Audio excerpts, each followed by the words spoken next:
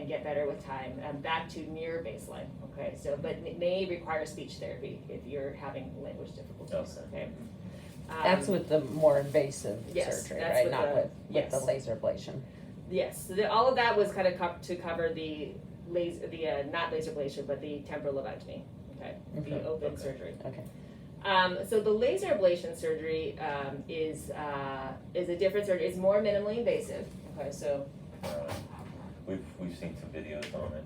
okay, so you've seen some videos. So this is an example of what the laser catheter looks like. So it's a relatively small, thin device that is implanted. I mean, not implanted, but inserted into the brain. So during this surgery, You can actually go in underneath where the bone structure is, right, or something. so we do have to make a incision kind of in the back of your head, and we do make we do drill an opening in the bone. So the opening in the bone is roughly the size of a pencil. It's 4.5 millimeters wide. And through that opening, we will implant or insert this laser catheter, which would come, again, from the back of the brain, and then it would come into the amygdala and hippocampus. And then it would be used to heat up the tissue at the amygdala and hippocampus, and by using heat to destroy the tissue. So rather than the other surgery, which physically removes tissue, where we reach in with our instruments and remove the tissue, this one heats up and destroys the tissue of the amygdala and hippocampus. So that is a surgery that is, you're correct that it's less, it's still invasive, but it's less invasive because we don't make a large incision.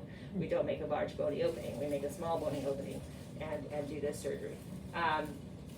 So for this one, it has, so one of the main things that we should know is that its success rate of getting someone to be seizure free is lesser than the open procedure.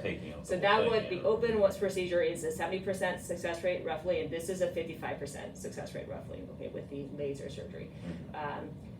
One of the reasons why is because we are able to more easily take out the tissue with the open surgery. We're more easily able to fully remove the tissue that is causing the seizures with the open surgery. It's still not a 100% success rate because actually it still can be challenging, It still can be challenging. So there could be times there could be something left over that we need to take care of. But the laser surgery, we attempt to remove as much as we can by using laser ablation. Now that success rate is about 55%. And the surgery carries some of the same risks, but I would say they're perhaps a little bit slightly lower, like maybe a percentage point lower, or a percentage or 2 point lower. Like risk of bleeding and stroke still possible with laser, but I would say less. I see it less common, so maybe like 1%. Risk of the visual problem I told you about is pretty uncommon with the laser, so it's probably like a few percent or 1%. I don't. It's very uncommon. And then even the double vision, it could be a risk with laser as well, but I don't see it as often with that. And of the 45% that aren't seizure free or successful, is it still reduction in seizures, or is it something you go back in and do again? So yes. So typically, both of these surgeries, both the laser and the open surgery, even if it doesn't successfully treat the seizures, typically does reduce the seizure and may cause you to be seizure free for a period of time, but then at some point they may recur. Okay. Now, if there is still tissue that is thought to be the cause of what's causing the seizures to either not go away or to come back, then we consider another surgery to treat that. So the choice of what we would do next is still open either way. So it doesn't matter what surgery you had the first time. Like let's say you had a laser surgery or you had an open surgery the first time. It doesn't matter. To go back to do surgery, we could say, okay, well, I want to address this with laser or open surgery. You could you could change your path the next time, as long as we think it's something that's accessible and physically able to do. So open surgery is always an option. It's always an option. Either upfront is an option, or also as a second surgery is an option. Laser surgery is an option up front, and it could be an option up second too. So like there have been people who've had a laser surgery and then they later had a laser surgery. There's been people who've had an open surgery and then later there was a piece that left and we did a laser surgery for that. So do you see what I'm saying? Yeah. It can kind of go so it just depends on the it situation. depends on the situation. So what are the things, so I think the worst thing about the laser to me is it's just harder to get all the tissue out, so that it just makes it, the reduction in seizure freedom rate is the worst thing about the laser surgery. What's the best thing about the laser surgery? It's a minimally invasive nature of the laser surgery. The fact that like the post-operative pain involved, for example, is just lesser. So most people don't complain to me of significant post-operative pain with the incision and with headaches and stuff like that with laser surgery. People are generally going home from the hospital in 1 to 2 days with a laser surgery.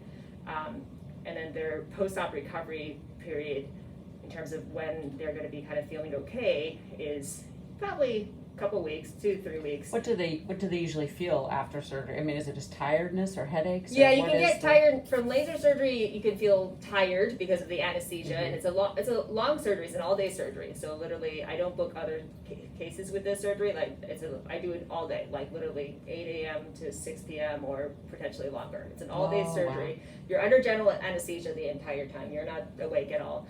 This surgery is done with you positioned, laying face down. You know, we have your head secured in pins, which that's what we always do for surgeries. But if your body is positioned laying face down with like gel bombs and foam that just like protect all the bony areas so that you don't get any like pressure, problems. But I will say people just feel sore because they're not used to laying face down for a long period of time, and their body will feel sore. But in terms of pain, like head pain or people don't typically complain to me of much pain from this surgery. Okay.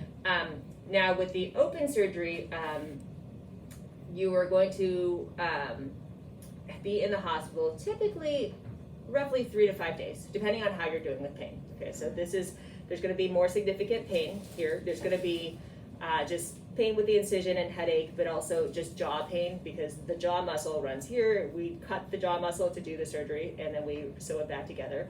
So there's just some like more painfulness there. The surgery lasts roughly 4 to 5 hours, plus or minus. So it's a shorter surgery.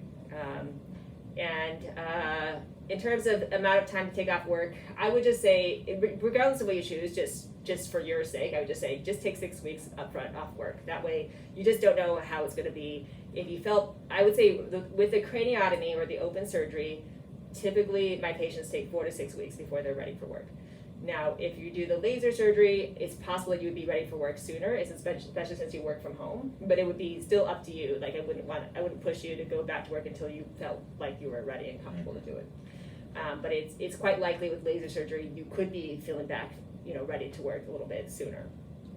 But the craniotomy surgery, I think that just take the 6 weeks. You should take the 6 weeks because you're gonna be more tired. Like people have described having more fatigue and not feeling like up to things. Well, that's a major. With a major, for longer with that surgery.